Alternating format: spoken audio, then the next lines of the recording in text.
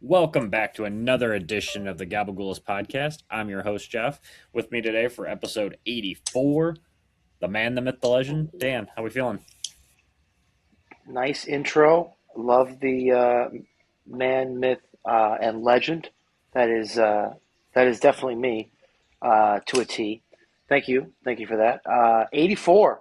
I always forget what it is, even though I usually write down what number it was on the last at the end of the pod or whatever. I write it down. 84. How about that? Man, myth, Pretty awesome. legend.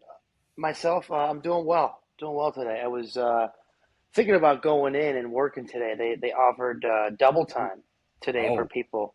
Now this would have been if I worked. I'm a Tuesday through Saturday guy, so if I would have worked today, it would have been the sixth day. So Saturday would have been overtime, and then today would have been double time. But uh, they called me at like 8 o'clock and said they didn't need me. So I tried. I haven't done it in 4.5 years. I said, you know what? You're offering double time.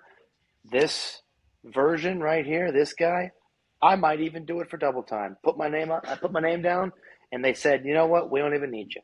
So I tried. That's all I'm yeah. saying. You gotta love it. Yeah, when there was double time a couple times when at work when I was in my old department, it Doesn't when come they around too offered often.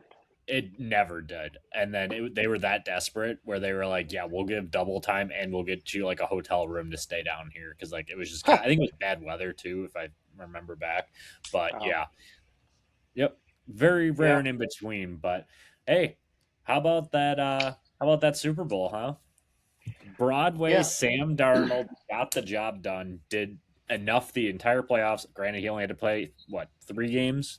Um, in yeah, total 3 games. Either way, took out the Patriots. Thank God. I couldn't. If it was the start of another Patriot dynasty, I would have lost my mind. But I want to hear yeah. your That thoughts on it first. well, first of all, the game itself, little underwhelming. Right? Maybe a lot underwhelming if I'm underselling it, but I didn't want to see New England win either. No offense to any Patriots fans out there. I don't think I, most people were on I'm your taking side it. I'm yesterday. forcing it. Yeah. I wanted to see Seattle win, not only for the revenge game of 10 years ago, but um, I like Darnold. I think I've mentioned before of that draft. He's the guy I would have taken. I liked him over Baker. I liked him over Josh Allen, even though Allen had the big arm. I still thought Darnold had everything you need. I thought he could win now and be good in the future. And um, you know, his last 2 years have been excellent. He's starting to turn that career around. I think he's still Yeah. young enough where he can actually, hell, if he does this another 3, 4, 5 years, where people are going to talk about, okay, Darnold, maybe he was the best one of that class. Baker's kind of turned his career around the last few Yeah. years. Allen, we all know how freaking great he is, even though he can't get to a Super Bowl. Um, so good for Sammy. I think he's what the first USC quarterback to not only get to a Super Bowl but win one. I think is the Yeah. case. First to start a Super Bowl and win in How about US. that? One for one. Crazy. I It's know. pretty good. Yeah. I mean, a lot of people could say, oh, well, the defense. I mean, that defense was nasty. Now, I don't know statistically, just, I'm doing the eyeball test. I didn't really do like a whole lot of research. I think they were one of the top defenses in since like probably the Baltimore Ravens of like 2002 ish. Or 2001, whatever it was. They were around that ranking for just dominance, and I think they won every game in the playoffs by like 18 or more points. And it's not shocking the run that they were going on. I feel like they were always like, this season. I felt like they were always at that point, and then like they had that one loss to like the Rams where I think Darnold looked horrible. I think he threw like the 4 picks and whatnot. And they still almost won that game too. I remember that, but yeah, shout out the defense, but yeah, Sam Darnold getting it done. I mean, he got drafted to a bad situation. Like the Jets never surrounded him, and then they Yeah, moved on.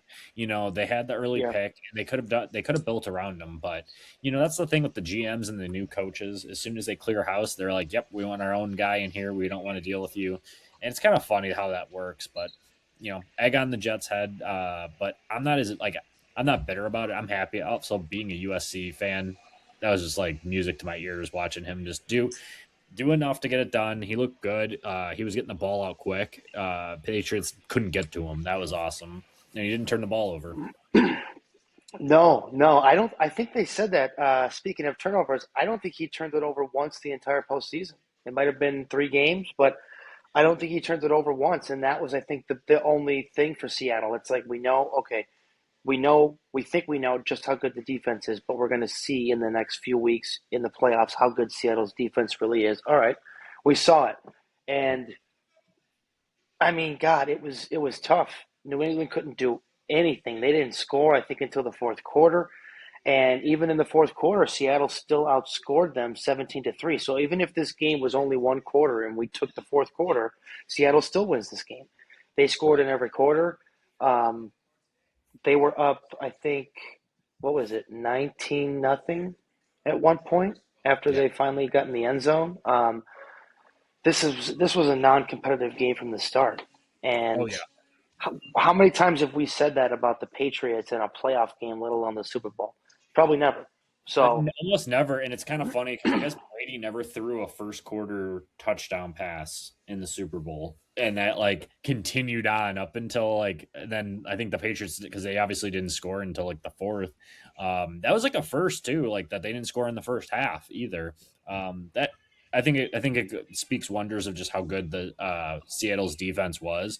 I also do think that the Patriots were a product of scheduling this year, and you can't decide who you can't hold it over people really too much. That's gonna be a conversation that kind of falls off a little bit.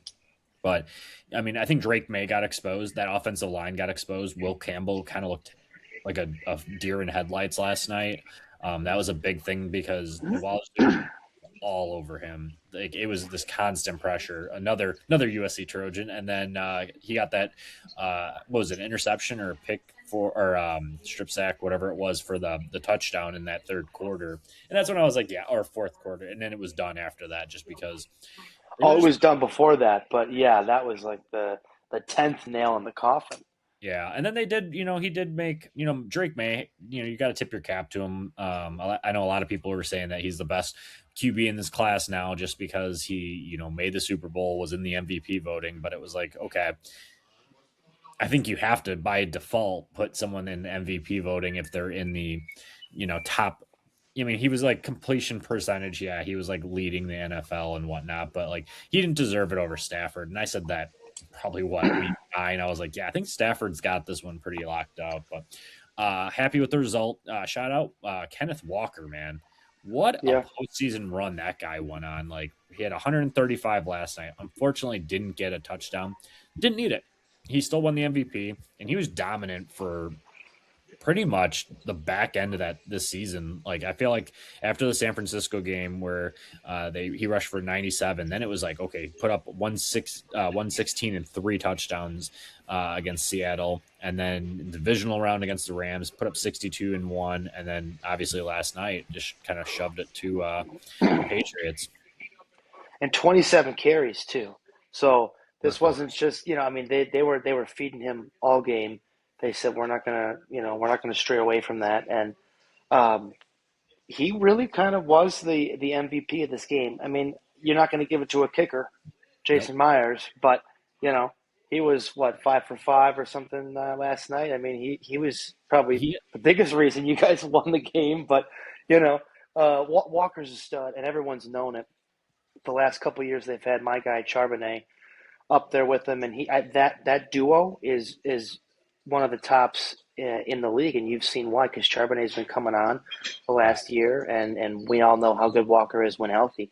Now Charbonnet obviously tears the ACL a couple weeks ago, so yeah, you're probably looking at him missing all of next year because he got hurt in the playoffs. But yeah. you got Walker out there, you got to get someone else in there. But the way that defense plays it's scary. They're young Sam too. Sam knows for them to repeat as long as they have pretty much the same team and that defense, he just can't turn the ball over. And he Yeah. did that in the postseason, and look what happened. Yeah, and then just talking about defense again too. Like if you can compare it to like the Eagles' defense last year too, their defensive line was what really carried them the Eagles last year, like in the playoffs, they were all over Mahomes in that Super Bowl. And then you go into this one and you looked at how dominant the defensive line was for the Seahawks. And they got some big names that are probably leaving too. But Murphy's big, Leonard Williams, he had a huge, he's a huge presence in the middle of that. And then obviously Nwozu and then Lawrence, he was all over it too. So Seattle is not they're a scary team to play, that's for sure. JSN was kept in check, but once again, when you have Walker running Yeah. for 137, all you need to do is just get him in the range, and Myers will add it. Did you see that score bug that went off? And it was like talking about how many points Myers had accounted for throughout the entire season. I think it was close to like 500. I could be off by 100 or so. He had like significantly more than LT did, and I don't know if it was his MVP season, but I think it was like 2001 or something. But yeah, insane. So Kickers are important. You know what I mean? I mean, not only in the real game, but for fantasy purposes too. Sometimes yeah, people overlook the kickers, man. yeah, that's why I play without him. If you haven't noticed, especially in Dynasty, I can't stand when you play in a Dynasty league. But there's a reason why I actually don't. For one, the unpredictability. 1 week, Dan, your kicker, could go off for 55. Well, not hopefully not 55, but like That'd 25 be to a lot. 30, and they're outscoring freaking Peyton Manning. And then the next week they put up a goose egg or negative, because I played in the negative, aspects of it if they missed a field goal and stuff. But yeah, that's quick little rundown why I think kickers are stupid. In redraft, go ahead, send it, whatever, no worries. Send it. Send it. Hey, come Yeah, on now. but yeah, that's our little close of the door for this football season. It's always sad, you always get a little sad after it because it's like, okay, now what? But we do have the Olympics going on. Kind of funny timing that they did at the same time as the Super Bowl. I thought they could Yeah. have alternated a week or so, but just for viewership portions. But one thing I did watch pretty closely the last couple of days was the curling. Dude, You're a big curling. curler. Yeah, all of a sudden, because U.S. is in it. Obviously, they made the gold medal round today. Curling is wild. It is just a whole experience. I have no idea what's going on with it, Yeah. but you know, I just like watch. I'm like, okay, this looks cool. So curling is the one where you've got the guy and they're on the ice, right? Yeah, And yeah, the one person kind of like inches off or whatever, and they kind of let go of it. And then you got the two guys kind of sweeping it along or doing whatever. Ye- I don't know. I know that, once it goes to the other end, there's like, a few different zones or whatever in that yeah. big circle.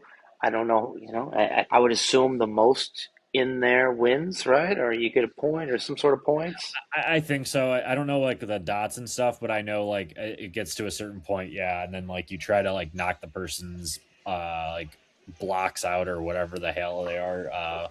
But yeah, absolute riot to watch. I love watching that. And then obviously snowboarding's fun. And then you can't we have to shout out Lindsey Vaughn after coming back, Ooh. tearing your ACL in the training, still went out there, made her 2 runs and was, good. And then went to the qualifying, or not qualifying, but like the final round. And, you know, right away broke her fibula. I guess she needs like multiple surgeries to fix it, and on top of having the ACL. So unfortunately, we have to shout her out in a negative way. But, you know, you kind of compare it to other sports and you kind of have to laugh at it that, you got these NBA players who need load management. They just don't feel like playing today, and then you got Lindsey Vaughn on an ACL going nuts. So How about retired for 6 years? Not only that, right? I believe she's right about 40 years old. You're talking about somebody who, I mean, she thought, all right, I'm done. I've already got 3 medals. I think she's second in the world wins, I believe is what they call them, for women's skiing. And I believe the downhill was her one. No one's ever going to catch her. I mean, she's got like 45 of those. She's got like a ton of those. Um, and apparently she was really good. She was a 12-time world champ at Cortina too, the place that she was yeah, going down. So it's like, she knew the place, won it yeah. 12 times world, whatever. But like, yeah, tough way to go out. But yeah, you mentioned load management. This chick's like, man, you know what? I was retired. I'm coming back. I've got a titanium knee. I don't have an ACL in the other. That is, if that's not a dog, if that's not a baller, if that's not somebody you want on your team, I don't know what is. Right. A lot of athletes I think could learn a thing or two from Lindsey Vaughn and just the dedication that she went out there and tried to shove it. So, Gave it her all. tip of the cap to her. Unfortunate results, but can't beat that. And then obviously women's hockey, they've only given up 2 goals so far in 3 games. They've scored I think five or six in each of their matches. So, looking really dominant. Looking dominant. So we'll see how far they go. I know they have some qualifying still to do or pool play, and then they jump into like the qualifiers and semifinals and whatnot. They should make the final unless something weird happens. Well, I'll tell you what needs to happen is, United States, we got to get moving here, right? I know we just started. We got 2 medals. Now, I will say this, they're 2 golds. So Yeah, that looks good, right? If you had 2 bronze, it'd be like, all right, you hung on by the skin of your teeth here. But, you know, let's just go ahead and shout out, since we're a couple of Gabagools here, let's shout out Italy. 9 medals. I Number know. one among the countries right now. Italy's doing their thing. Japan, they're 2. They got 7. They've been, it seems like they're always up there. They strive for perfection, right? It's in everything. So it's not shocking to see them up there. How about number 3? Norway. Would you have had Norway as number 3 with 6 medals so far? I would say probably not. No, But hey, who am I? And last, this is my last note on here. Do you want to take a guess at who's last, or should I just tell you? I know this is a you tough just one tell me. for I'm you. not sure. Yeah, yeah. No, I hear you because I would have never gotten this either. Bulgaria, they got 1 medal, bronze. Huh? Well, So, there you go. you know, Bulgarians got to step it up a little bit. Yep, there you heard it first on the Gabagools podcast. But yeah, I mean, I love the Olympics. It's one of my favorite times because there's always something on. Like you wake up in the middle of the night, there's probably some sort of event starting. Uh, obviously, a couple of these events are pretty heavily into like the Swedes and the Swiss, and well, that's the same people, but well, Sweden's different than Switzerland, so I was right. My train of thought was right. But yeah, I mean, it's always a hoot to watch the Olympics, and I'm big into snowboarding, obviously too. Like that one. Now, real quick, jumping back to the Super Bowl, real quick. I don't know if we were going to do this at the end or not. Yeah, What did we think of the commercials? they were awful. I mean, I thought there was like one or two like decent ones. I thought the Duncan commercial was memorable, but I mean, I know like the Jurassic Park one. That's another one that sticks to my mind. But other than that, I mean, I felt like they were kind of like they happen for years. Like I feel like they used Yes. to be about the commercials, but I also feel like one they released some of them way too early, and then you've already seen them. Yeah. Like, but yeah, nothing. What about you? You know what? I didn't think they were that great either. I did go back and look at a couple of them, and I was like, oh wait, I remember this one a little bit. But I got to say, I think my favorite one was probably the Instacart bananas with Ben Stiller. Oh, Yeah, I've never seen that one. But he's, and then he said, "What a time to be alive!" And he jumps up. It's the thing. I thought that one was actually good. And you know what? The Budweiser has one or two good ones every year, right? With the Clydesdales, we knew that was going to be good. But how about Guy Fieri? You remember seeing that one when him was like a regular guy with no tattoos? That yeah, actually was kind of funny too. It that was. was. I was like, wait a minute, is that him? Like, Yeah, other always. than that, though, yeah, I would agree. They for a while the commercials have not been great, so Yeah, you gotta step it up. Gotta they step do. it up. We got to do something. I think it's because probably just they just continue to make like the same ones. You don't really see any. I mean, you see new ones sprinkled in, but I feel like it's just the market's not the same that it was years ago when we had Yeah. so many different products, and now it's like you got one or two big companies doing all of it, where they're like, yeah, we'll sprinkle in a couple million and do that. But yeah, there you have it. You heard it here first. You did. One thing I do have to bring up to you too is obviously go Tar Heels. They Oh took man, down that Duke was. with the game winner. I forgot to mention it to you, but took them. I don't know what they were down going with the 2 minutes left because I went to go get Chipotle real quick and then came back and it was kind of funny because my car. had a setting where like it kept the score going on there. So I was getting like updates on the screen of my car. So I was like, oh, that's cool. Don't know if it was supposed to do that, but it did. But I was able to keep track of the score, and I'm like, okay, they're down 4. Okay, they're tied all of a sudden. And then, yep, Seth Trimble, shout out the senior. He took them down and hit the game winner. So, I was out at a 30th birthday dinner that night, and I saw when we got there that Duke was up 14 at half, and I'm like, oh, this yeah, game's over. Like, forget, yeah, you know, as the Gabagools should say, forget about it. You know what I yeah, mean? I said, this game, this is it. But yeah. yeah, bad, tough loss for the Dukies. I'm more of a Duke guy than a North Carolina guy, and Shame. uh, yeah, we'll get you back, I guess, but keep you losing that one. That's a bad loss. I feel like Duke hasn't Up recovered since the 14. 2022 loss, the back-to-back losses that they had that year when they retired Coach K. That's still like one that's like ingrained in my mind. Not only did they beat them at Duke in Coach K's last home game, they took them down in the semifinals too. Little memory lane for that one. So it's nice to see this rivalry kind of back at it because for so many years I felt like it's been one or the other. I mean, obviously Yeah. Duke recruiting class is just unmatched, and they constantly are just bringing in talent after talent, and you know you'll have that. So we'll see. It's so much better when both teams are good too, and you got a good slugfest. So Yeah, this Carolina team is pretty good. I will say that Caleb Wilson is the top 4 pick. You can I make the argument top 3. It's a pretty top heavy, except for the Bulls won't do that because they'll probably still teeter on that little 10 seed. I guess just to transition into the Bulls, what the hell are they doing? I mean, they traded away. I feel like it's just like a rinse, recycle, repeat for dishwasher, very good. We use that a lot too. HVAC guy, apparently.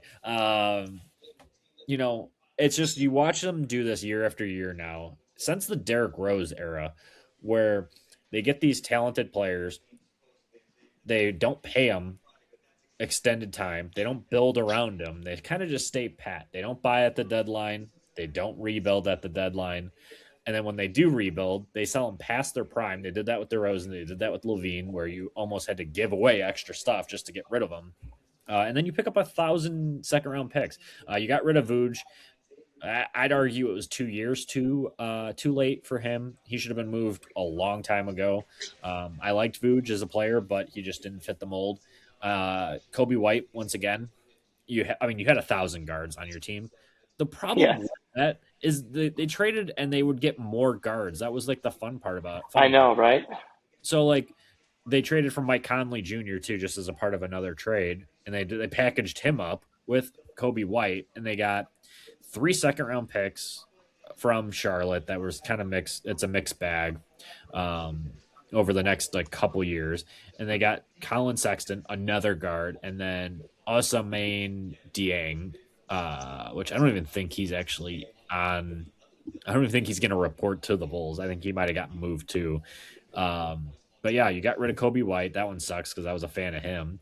And then obviously Io DeSumo. They traded him, got Rob Dillingham from the T Wolves, and like 4 second round picks. So am I missing something? Are second round picks that good? Because I haven't really been paying too much attention. So I mean, if this gets clipped, I'm probably gonna get roasted for it. But I feel like the Bulls haven't had a good second round pick probably since Taj Gibson, and that I don't Who even the know. hell have we been drafting in general? My goodness. I mean, like Arturis comes over from Denver, and you look at what Denver built over there, and you're like, okay, and then they win a couple of years ago, and I think a lot of people would assume after they won, it's like, all right, maybe they should have won a few more times.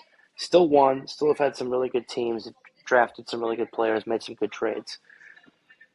We tried it with Levine and DeRozan and Vooch, and for whatever reason, I don't know if it was just the system, I don't know what it was, but Vooch was an all-star in Orlando. He was a stud over there. Maybe the team, I don't know if it was built more for him. I don't know if he was there before other guys got there and it was, he was, getting a lot of touches. I don't know, but he was a better player over there. I love Vooch. He still had his games. He still averaged, decent numbers, but he wasn't the same guy over here. Was that because we had guys like Levine and DeRozan that need the ball in their hands and have to shoot the ball 25, 30 times a game each? Yeah. Maybe. Maybe. I don't know. But Vooch, I was a big fan of his when he got here. I like Levine and DeRozan too. That didn't work. Lonzo had the issue with the knee. That nothing really ever happened with him, unfortunately. Um, and then this other group, I mean, yeah, we're retaining Josh Giddey. Yeah. Okay, zippity doo dah. You're All right, building no around him offense at to this point. Josh. Yeah. Yeah, so I mean, Bulls need a Cooper Flag. They need a guy that they draft and he comes up and he's going to be good, and he is. And I don't know the last time we've drafted someone like that. Matas, I don't know how he's been this year. I know that we're on a podcast and I'm not well informed on this issue, but don't at me here. I'm not able to watch the Bulls I know. at the moment. Thanks a lot, So, Jerry. yeah, but, obviously there hasn't been a lot to watch this year, anyways. And you know what? I've been watching or trying to watch the last few years, and it's just been this 10th seed BS that nobody wants to watch. Yeah. So, um, He's count me averaging in. like 15 points a game, and he'll have those big games. But That's not like, bad. no, I think you're building essentially around him and Josh Giddey, and then they did get Simons from Boston for that Vooch trade, which I actually thought was actually pretty solid return. But once again, it's just like a rinsing and repeating. Like you're trading guards to get more guards, and I get it because you need guards, but yeah, and the draft We need some process. size. Yeah, and the draft process has just been so poor. So I lied. Taj Gibson was a late first round pick, but I would assume it was like our last good second round pick that actually had turned out. If you looked at some of these guys like Marco Semovic, he's a EuroLeague MVP. Because I remember when they drafted him the same year with Patrick Williams, he was supposed to be this top guy that we were going to get replaced Vooch. Never, I don't think he's even come over. Dalen Terry, who I don't even know what team he's on anymore. He's even playing in the NBA, but he was a first round pick bust at pick 18. They didn't even pick in 2023. They got Mattis. Yeah, he's been solid, but Noah Isquing or whatever the hell his name is. I don't expect him to be up this year, but just poor drafting for as long as I can remember. Wendell Carter, that was a top 10 pick, wasted. Kobe White was solid, but you didn't surround him with the right pieces to be And successful. and to be fair, we're not looking for solid. No offense to Kobe, right? But you know what? You need a lot more than solid when you're going to draft that highly. And you know, if solid is the best you're doing, it's not good enough. So some of these drafts have got to be better. Some of these trades you would have to assume have to be better. And you mentioned it. We didn't get any first. We got a bunch of second round picks. So, okay, now we got to wait for all these other teams to make their picks. I mean, are we planning on trying to package a couple of these picks for a first? I don't know. I don't know what the plan is to, Arturis, right? I was excited when Arturis came over here from Denver. It hasn't worked. Now people are scratching their heads and they're like, what the hell is happening here? What do we get? What direction are we going? We're Yeah. already in the shitter. How do you get any worse than this? Are we going to be worse than Detroit a couple of years ago when they lost like 20 games or 25 games or 30 games in a row or whatever it was? I Holy don't even shit. I don't even think they're going to be that bad either. It's like, that's the problem with the Bulls is that, you have to be bad to get some of these Cooper Flag type players. I mean, the NBA gave them a gimme to get Cooper Flag, but I mean that's another organization which I'm not going to get too in deep about them because I really haven't followed too much. But the fact that they traded Anthony Davis already to the Wizards of all teams, I thought that was hilarious. I think the Wizards are a little like a year or two ahead of what their schedule is, but hey, they got Trey Young and Anthony Davis, and they got a solid team. So, yeah, unfortunately, we'll see. They got two first round picks. I mean, the first one's protected from Portland. It's a protected 1 through 14. It's just like that's a weird thing about the NBA too. That I think one of the reasons that I just get confused by it is like the protections that you can put on them, and like I think like you can't have the same team's first round pick for like it's got to be like every other year, some sort of bullshit like that. So, uh, yeah, what a mess! What a mess for our Chicago Bulls. Yeah, let's turn this around. All right. I don't know if Arturis. I don't know if this is past your bedtime. I don't know if he's watching right now, but somebody in the Bulls. My goodness, Yep. let's figure this out. Yep. Another thing though, pitchers and catchers I think report in 2 days, so that's another positive. But before that, well, not before it, but before the season starts, we do have the World Baseball Classic, and pretty excited about this. You know what? I'm gonna see if I could share the screen here. Here's the roster. So we'll start off with the pitching. Um, we got Bednar, Boyd, your boy Boyd here, Garrett Clevenger, Clay Holmes, Griffin Jacks, Brad Keller, Clayton Kershaw, Nolan McLean, that's a big one, Mason Miller, Joe Ryan, Paul Skeens, Tarek Skubal, Gabe Speier, I don't even know who that is, Michael Waka, Logan Webb, and Garrett Whitlock. That is our starting pitching and bullpen too. That's solid. It's solid. It's what I'll say is, I mean, you've got some righties and lefties. I mean, Bednar, I love Mason Miller. I mean, he's the filthiest guy we've got going right now. Uh, Keller, I like. You didn't even mention Paul Skeens and Tarek Skubal. Good freaking luck going against those two. And We've then, got those two. The question is, and I don't know how much those guys are really going to get used, right? They're not going to pitch a whole lot in this World Baseball Classic because you've got a season that's going to start right after this is over. you So never know. I mean, they're going to I get don't know how warmed up. much They're going to go 4 or 5 innings, I would imagine, because this is going to be their warm up.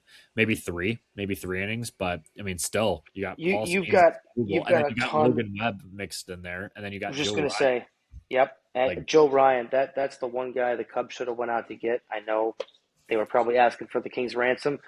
That's yeah, the guy we should have gotten. But yeah, you got a lot of guys, and then of course you've got Clayton Kershaw on the list who just retired, and DeRosa goes up to him and says, "Hey, why don't you come over here and pitch a little bit for the WBC, huh?" So did we'll you? see. Yeah, did you see that apparently him, Rizzo, and I think Votto are all supposed to be like the analysts for it too? I'm like, how is Kershaw going to be pitching in there or on the roster, but he's going to be doing that? So I don't know. Uh, If there's one person who can do it, it's Clayton. true, true. Moving into the position players, though, you got you know our MVP. I'm going to say our MVP because I wanted him to win it, but Cal Raleigh and then Will Smith. That's a nasty little duo for behind the plate. You got your new Yes. boy, your new golden boy, Bregman, like that one.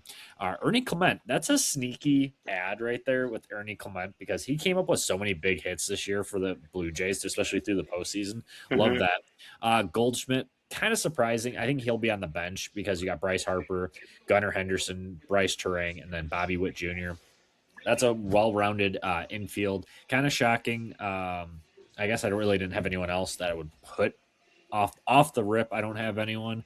I do think it's pretty solid because you can mix and match with Gunnar Henderson with at like shortstop and second, even third, and then you got Bregman as well. That's kind of flexible, and then you got Harper, so you could do the nice righty lefty split with Goldschmidt, and then Bryce Turang and Ernie Clement are nice little duo as well.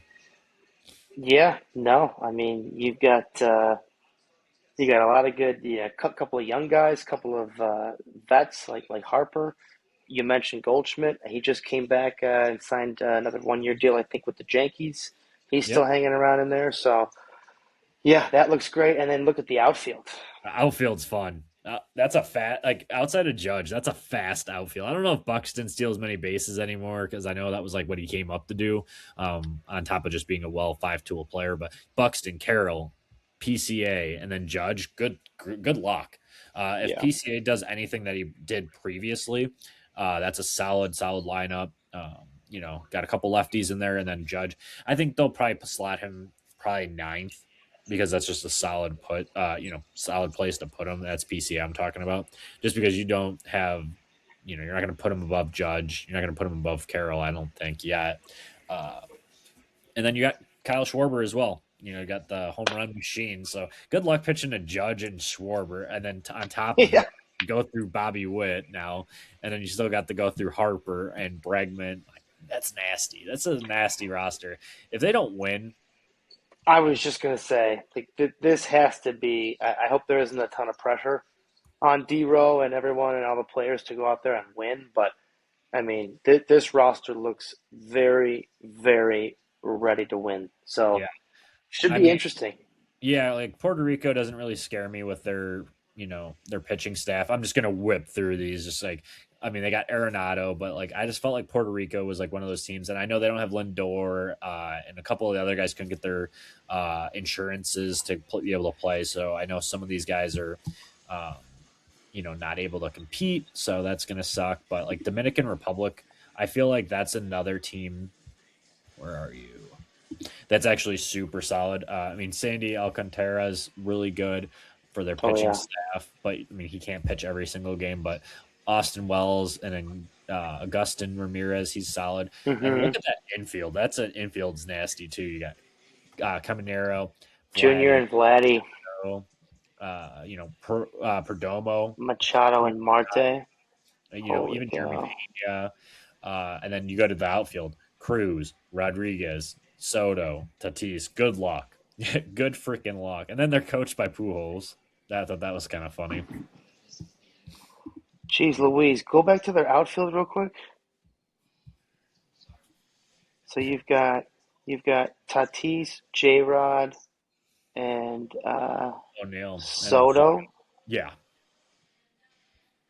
yeah. That's going to be their biggest test outside of Japan, just because Japan's always such a Japan well-rounded. is always so good. Yeah, This one I'm just showing strictly because I'm a White Sox fan. Alexi Ramirez, the 40-something-year-old, I thought I came out heard that he was playing. Yeah, how about that? wild.